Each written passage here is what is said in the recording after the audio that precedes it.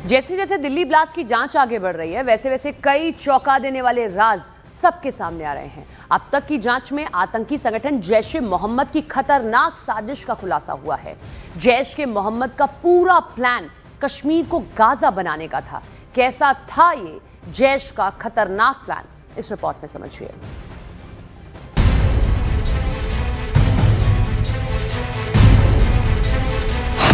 कश्मीर को गाजा बनाने का प्लान, हमास की राह पर जैश के आतंकी, अस्पतालों में हथियारों का स्टोर।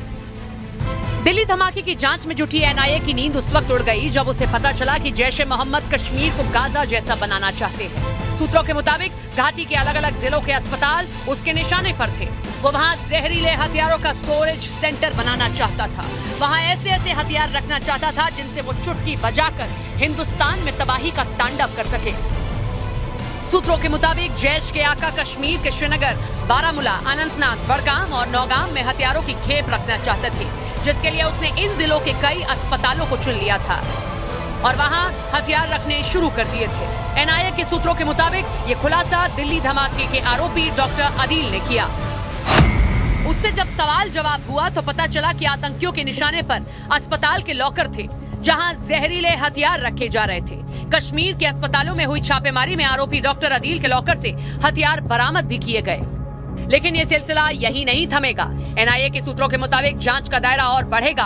अस्पतालों में छानबीन होगी और वहां के लॉकर खंगाले जाएंगे, क्योंकि शक है कि कश्मीर के अस्पतालों को गाजा के अल शिफा और जॉर्डन अस्पताल जैसा बनाने की तैयारी थी। इसके लिए जैश के आतंकी हमास के कमांडर से बात कर रहे थे।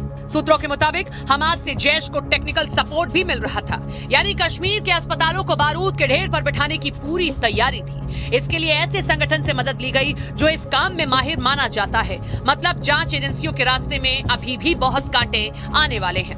कदम कदम पर नए खुलासे हो रहे हैं और अगर आतंकियों का अस्पतालों को हथियारों का स्टोरेज सेंटर बनाने का मंसूबा था तो फिर काम और कठिन हो सकता है, क्योंकि जैश के निशाने पर घाटी के अस्पताल हैं। दिल्ली बम धमाके की पड़ताल आतंकियों के सीक्रेट कम्युनिकेशन नेटवर्क पर आकर टिक गई है।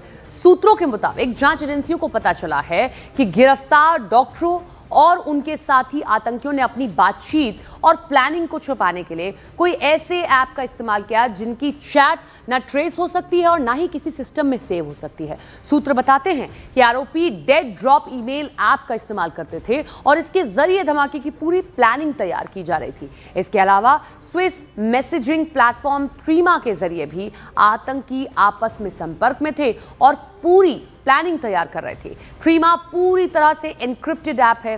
जांच एजेंसियों से बचने के लिए तकनीक इस्तेमाल इसलिए की जाती है क्योंकि ना कोई मैसेज भेजा जाता है और ना कुछ इनबॉक्स में आता है, इसीलिए पकड़ा भी नहीं जाता।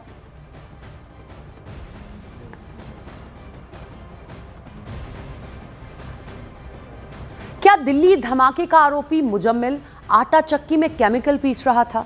जांच एजेंसियों को ऐसा शक है क्योंकि उसे मुजम्मिल से पूछताछ के बाद शब्बीर नाम के एक आदमी के घर से आटा चक्की और कई मशीनें बरामद हुई हैं।